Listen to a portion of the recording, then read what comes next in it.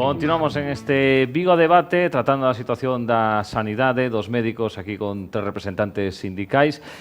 Comentaba antes algo, Manuel, que falaba de que saiu na prensa mesmo moi recentemente con este titular: decenas de médicos sin MIR trabajan en PACs e centros de salud gallegos. A ti, María José, a vos que vos parece esta medida que está tomando aquí en Galicia? Que non sei se tamén pasa en outras comunidades autónomas. Se pasa en outras comunidades autónomas, eu tamén o descoñezco, non teño nin idea, pero o que está sucedendo nestes momentos, xa o decía o compañeiro Manuel, que parece unha aberración, o sea, tú non podes poñer a traballar a unhas persoas que por moita formación que teñan teórica, si nos sigue faltando a práctica, que é tan importante en estas categorías profesionais, isto teñen que miralo pero con lupa, porque a mí non me parece que a poboación teña que estar atendida en este momento por unha persoa que lle falta esa experiencia, que creo que é fundamental.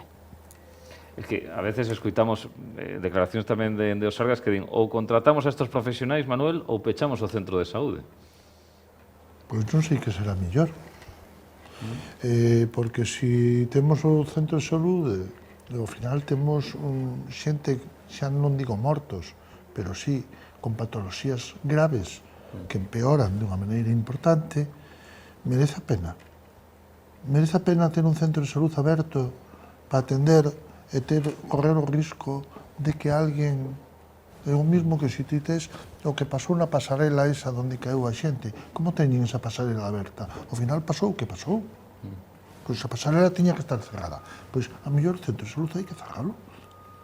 Porque o que non podemos é coller o riesgo de que un mal maior sexa o que ocasione. Entonces temos que solucionar esa situación. E a situación, estamos, eu parece que me repito continuamente, pero é que é o mismo. Só temos os mimbres que temos, e temos que usalos. E para usalos vai haber que negociar con eles, e vai haber que incentivalos, porque non temos outros mimbres. Entonces, o problema que temos en este momento é que temos unha serie de problemas que só podemos solucionar co que temos. E se non incentivamos o que temos, e con respecto ao que comentábamos das plazas, están plenamente de acordo con o feito de que os residentes acaban e dan plazas por meses, incluso por horas, en algúns casos. Cando nós o que defendemos é unha cousa moi sencilla. O residente mismo acaba, demostrou plenamente a súa capacidade, porque ten que presentarse a unha oposición. Hai que darlle a plaza xa. Presentouse a unha selectividade, sacou as mellores notas que se poden imaginar. Fixo unha das carreiras máis longas e difíciles que hai. Preparou un MIR e presentouse a un MIR para facer unha especialidade. E sacou unha boa nota, senón non pode facer a especialidade que quere. E ao final hai que facer unha oposición para demostrar que vales. Vamos a ver, nun examen vai a demostrar unha persona que leva 11 anos preparándose para esa especialidade que vale en 3 horas dun examen. A min, é que iso é a tomadura de pelo maior. Hai que cambiar o MIR algo. Non, o MIR non, o que hai que cambiar é a selección. A selección. Ti tens que facer, como político, que as plazas que ti vas a necesitar no ano 30 salgan do MIR no ano 30. Entonces, ti vas a cubrir o que marcha co que ven. Tens que axustar o que acaba a residencia co que vas a necesitar no futuro. Se ti dentro de 5 anos necesitas 5.000 médicos, tens que facer que dentro de 5 anos tens 5.001 médico, porque eso, por estadística, os matemáticos son capaces de determinar incluso esos datos con unhas precisións moi altas. Co cual, non é difícil. Non é difícil. O caso que non se quere facer. E por que non? A iso xa é algo que desconozo. É dicir, é algo que non acabo de comprender. Vos tamén credes que hai que facer algo así? O sea, que hai que cambiar ese proceso? A ver, con respecto a tema de planificación, eu coincido que hai unha falta de planificación. Eu xa, bueno, expliquei anteriormente como se foi deteriorando. Eu o que penso é que o deterioro é un deterioro planificado. Quero dicir, non se poden facer as cousas tan mal. Eu coincido con Piñeiro que as contas as sabemos votar. Entonces, hai un deterioro planificado, pero tamén hai un mal facer. Entonces, claro, en estos momentos... Pero aí falamos, perdón, tanto de Xunta como de Ministerio? Sí, tanto de Xunta como de Ministerio, quer decir, a Xunta ten un papel fundamental do que pasa aquí, é verdad que tamén o que decía María José, no? Que non en todos os servicios de saúde teñen as dificultades que temos aquí, pero obviamente hai que buscar alternativas ou hai que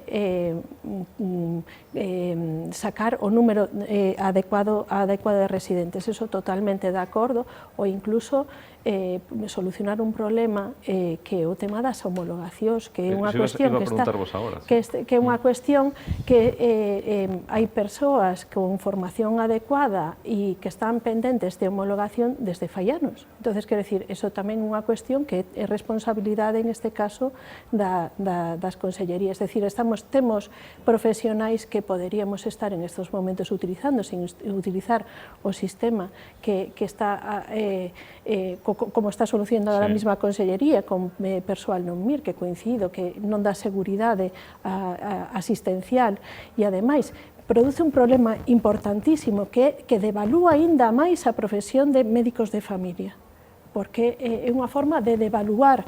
A nadie se nos ocurriría, por exemplo, que ir a un especialista, poñamos un cardiólogo, e que nos abra a porta un especialista, unha persona, un médico que non teña MIR. Ou poñamos un caso, un oncólogo radioterápico, o conselleiro seguro que lle botaría fume pola cabeza pensando que quen vai atender ten unha persona que non ten esa especialidade. Pois iso é un modelo que non se pode seguir, porque ademais deteriora as condicións de traballo, devalúa e produce un problema aínda maior na fenda esta que temos co tema dos residentes. É dicir, se tú non te sintes valorado, vas a dedicarte a facer outro tipo de cousas onde te sintan valorado, non? Un pouco, pois, eso tamén é responsabilidade das administracións.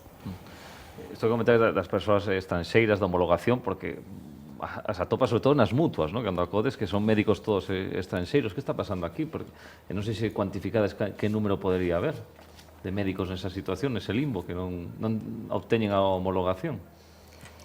Eu creo que, vamos, non sei cuantificar cantos médicos poden estar en esas condicións, pero, como dicía Pilar, efectivamente, o tema da homologación parece que hai alguén que aquí non lle interesa eso, porque que ti teñas que pasar 3, 4, 5 anos para que che homologuen un título que o mellor está ben, que che pode faltar, pois eu que sei, calquera trámite, calquera práctica, calquera formación que o mellor no teu país non o fixeche.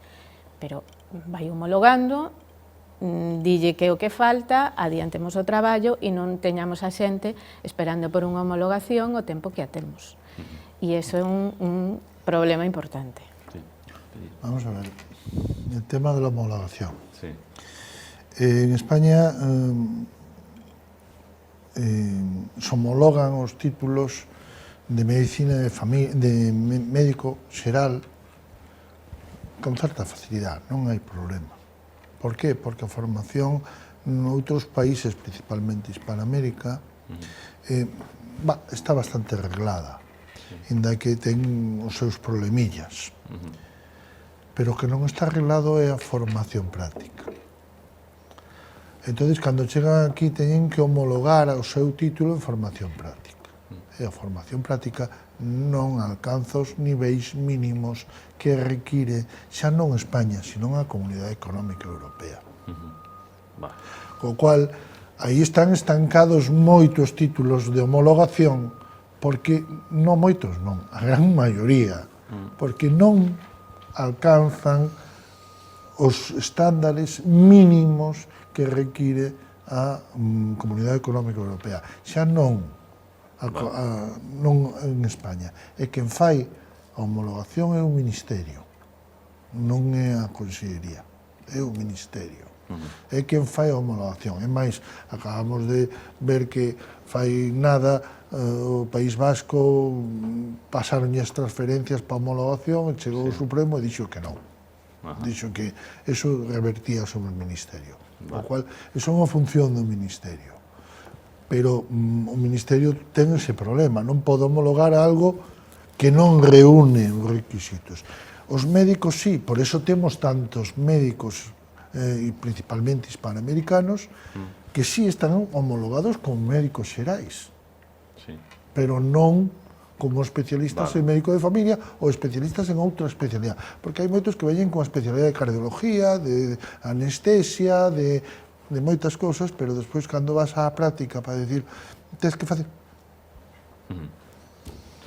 Bueno, esta é un pouco a situación que estamos comentando, a atención primaria, pero tamén hai outra folga que leva bastante tempo, a que se concentra só nunha semana ao mes, que a do Estatuto Marco, que se reclama dende os facultativos ter un estatuto propio separado do resto de profesións sanitarias. No teu caso, María José, consideras que os médicos precisan dun estatuto marco diferente, diferenciado? Vamos a ver, desde a miña organización sindical consideramos que non o precisan. Se eles o queren solicitar e pelexar por el, pois están en todo o seu dereito. Pero para nós, isto sería unha deficiencia a hora de unha negociación, porque se eles teñen o dereito a un estatuto marco, o resto de categorías profesionais deberían de ter o mesmo dereito a un estatuto marco. E estaríamos falando de que non sei cantas categorías profesionais temos hoxe dentro da sanidade, porque hai persoal sanitario e persoal non sanitario, que tamén temos que contar con el. Entonces, se a todos lle temos que facer un estatuto, xa non é o problema de facer un estatuto, é o tempo que eso leve, senón que non pode haber agravios comparativos, creemos, entre categorías profesionais, e despois, a hora da negociación, sentarse nunha mesa a negociar, teríamos que negociar e teríamos que pedir, eu creo que hai que pedir para todos, bueno, non van a ser iguales, porque cada un terá, pero en base a dereitos, teñen que ser os dereitos para todos os traballadores e traballadoras. Pilar, no vosso caso? Bueno, é interesante saber o que é un estatuto marco, primeiro, non? Mira, se queres definirlo adiante, porque os espectadores non saben moi ben do que falamos. Sí, eu creo que moitas veces está ben clarificalo. Eu sempre comparo unha cuestión, o estatuto marco é o estatuto dos traballadores do persoal sanitario, non? Entón, polo tanto, é unha norma básica, unha norma que marca uns mínimos de condicións de traballo, e que logo se desenvolve. Na casa da privada serían nos convenios colectivos, no caso noso, pois é mediante acordos que se chegan nas mesas sectoriais, non? En cada comunidade autónoma, en este caso. Bueno, en ese caso, bueno, nos fomos partícipes deste estatuto marco e llevemos moitas cuestións positivas. E nós, ademais, pensamos que as condicións de traballo que se plantexan para o persoal médico hai que recollelas e que teñen cabida no estatuto marco que temos actualmente. Hai que escribilas e hai que incorporalos. Nós, en concreto, con respecto ao estatuto marco, non fomos asinantes deste estatuto por 4 puntos, principalmente. O primeiro punto polo que non asinamos é pola xornada laboral. A xornada laboral, tal como está escrita, para nós nos parece bastante ambiguo. Nos non creemos no sistema de gardas. O sistema de gardas nos parece un sistema anacrónico e non garante nin a saúde laboral do paciente, do profesional, nin a conciliación, e, polo tanto, bueno, eso foi un punto determinante para nós para non asinar. Outro punto relacionado clasificación profesional, que a clasificación profesional que hai actualmente difire sustancialmente do que estaba hasta agora marcado e, polo tanto, bueno, se fai unha reclasificación en base tanto a competencias profesionais como a niveles de formación, incluído as especialidades, é dicir, eso marca o nivel no que está cada categoría profesional, pero sí que botamos en falta que eso vaya ligado a un tema de remuneración, é dicir, non se marcan remuneracións ni se garantiza. E outro dos grandes puntos polos que non asinamos foi pola xubilación parcial e anticipada, que aínda que se recolle, non hai garantías de que eso se desenvolva ou non hai prazos para desenvolverse. E iso sí que é unha cuestión que é unha débeda histórica con os profesionais sanitarios que traballamos no ámbito de urxencias, emerxencias ou unhas condicións de penosidade traballando 365 días ao ano en quentas diurnas e nocturnas, e en outras profesións hai coeficientes reductores ou hai outro tipo de cuestións que permiten xubilarse dado esta penosidade. Esos foron os principais puntos, e creemos que tamén que para os profesionais médicos se poden incorporar, como vos digo, esa... Piñeiro, que postura tedes vos? Nós temos unha postura clara que queremos o noso propio estatuto, porque nós temos unha situación moi diferente ao resto do persoal, porque a hora da verdad nós temos unha situación laboral totalmente diferente. Pero vou a recoller un pouco o que dio a compañeira do Estatuto dos Traballadores. É curioso que mencione o Estatuto dos Traballadores, porque o Estatuto dos Traballadores, dentro do seu propio estatuto, regula mesas diferenciadas, mesas totalmente diferenciadas. E hai dúas, principalmente, pódense facer máis dentro do propio estatuto. Esas mesas diferenciadas son, chamémoslle, de titulados técnicos e non titulados. Esas mesas o que significa é que, cando chegamos ás eleccións sindicais, nesta urna votan os médicos, chamémoslle médicos, enfermeiras, os titulados, e nesta outra urna votan o resto. Teñen dúas. Pódense facer máis, porque o Estatuto dos Traballadores permite-o. No caso do Estatuto Marco, só hai unha urna, donde ali metemos todos o noso voto. A proporción de médicos en este momento en Galicia, con respecto ao resto dos traballadores, é do 17%. Tiñamos que votar o 17% para poder entrar na mesa sectorial. Iso é algo moi importante, é algo que non se acaba de decidir. Claro, é moi fácil decir, eu quero un estatuto único, un estatuto único e despois unha mesa sectorial única. E despois na mesa sectorial, quen decide? Os médicos non temos capacidade. Temos moitísima dificultad para poder chegar a ter capacidade de decisión dentro desa mesa. Por que? Porque o personal que hai é moitísimo maior cos facultativos. Entonces, a diversidade aí... Vouche dar un exemplo. O exemplo é moi sencillo. Nas últimas eleccións sindicais, este sindicato dos médicos que foron a votar, sacou o 61%. Non está na mesa sectorial. Por que non está na mesa sectorial? Si temos o 61% dos votos dos médicos, porque estamos metidos en un conxunto donde a nosa representatividade desaparece. Verdad? Pois, no Estatuto dos Traballadores non pasa iso. No Estatuto dos Traballadores, poño un exemplo. Povisa é laboral, ten dúas mesas. Este sindicato é o sindicato mayoritario dentro do grupo de titulados. Non son só médicos, estamos falando de que hai máis categorías. É o grupo mayoritario.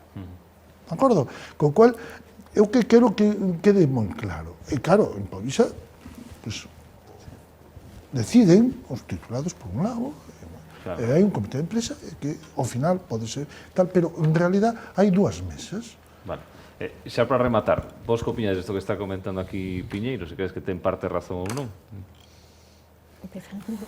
Bueno, é curioso, ¿no? Porque o que sí que é certo, mira, estamos en estos momentos en mesa sectorial tratando, parece que non se tratan cosas relacionadas co persoal médico, ¿no? E estamos en riba da mesa con un acordo sobre médicos de urxencias hospitalarias, por exemplo, donde, ademais, bueno, pues, se están levando as propostas do persoal... Espera, Pilar, que temos que despedir a Manuel, que se ten que ir agora a unha reunión. Moitísimas grazas, Manuel, por estar Gracias aquí a vos. con nos. Perdonari, pero é moi... Nada. Chao, niño, adiós. Sorte. Sí. Bueno, o que decía, no, que temos en estos momentos en mesa sectorial un debate en riba da mesa, o sea, unha negociación en riba da mesa con respecto a médicos de urxencias hospitalarias, así como de outras categorías. Temos negociado e con participación do persoal médico, ¿no? Quero dicir, o persoal médico está representado, nós tamén representamos a categoría do persoal médico, non unha cuestión exclusiva de un sindicato propio, non? Pois, como ben decía Pilar, nós temos tamén dentro da nosa afiliación persoal médico, o sea, que representemos a outras categorías non quere dicir que nós non teñamos afiliación de persoal médico e que defendemos as súas cousas en mesa sectorial como as de todos o resto de traballadores e traballadoras de distintas categorías. E, de feito, como eu decía antes, estáse negociando que para o persoal médico de enfermería de PAC en mesa en este momento, nun grupo de traballo, estás en mesa negociando o tema dos médicos de urxencias, de hospitalaria, e tamén empezarase con outros temas que hai pendientes da categoría de médicos, é dicir, non solamente vamos ali a falar de categorías e olvidándonos de médicos, e de feito a mesa sectorial está composta por bastantes médicos ali sentados. Vale, que non sexan de esta organización sindical a que representa Manuel, non quere decir que ali non haxa, porque hai bastantes ali negociando. E un último tema que quería preguntarvos xa para rematar as dúas é que un das grandes queixas que tedes é o tema da burocracia, que tamén comentadas neste debate, que quitavos moito tempo. E se falaba de eso de que introducir, en vez de que todo fose consulta presencial, que chegaran as chamadas telefónicas, que eso sería máis lixeiro o voso traballo. Incluso falaba a veces de incluso que fora prioritario o tema telefónico sobre o presencial. Como vai ese cambio? Eso mellorou en algo ou sigue sendo aí algo que se atasca, un cuello de botella, que se di? A ver, a burocracia parte de moitísimas cousas. A principal burocracia que hai que eliminar no sistema sanitario é a burocracia que é totalmente innecesaria. Hai moitas veces protocolos ou determinadas exixencias, ou, por exemplo, en estes momentos, se falamos da atención primaria, trámites como pode ser solicitudes de caídas de rodas, ambulancias, etc. Un montón de burocracia que existe no sistema que é importante axilizar ou eliminar, ¿no? Incluso de cara a acceder de que os profesionais podan remitir historias clínicas ou información. Eso moitas veces require unha burocracia excesiva que produce incluso demoras asistenciais, ¿no? Entonces, esa é a demora que é necesario eliminar.